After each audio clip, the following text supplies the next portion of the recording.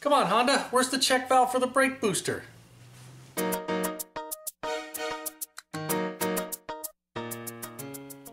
Are you trying to diagnose a brake booster issue on an 8th generation Civic and can't find the check valve for that brake booster? Well, let me show you where it is. There's our brake booster right there, and on many models the brake booster check valve will be located right here where this little nipple is. But on these 8th generation Civics, that's not where it is.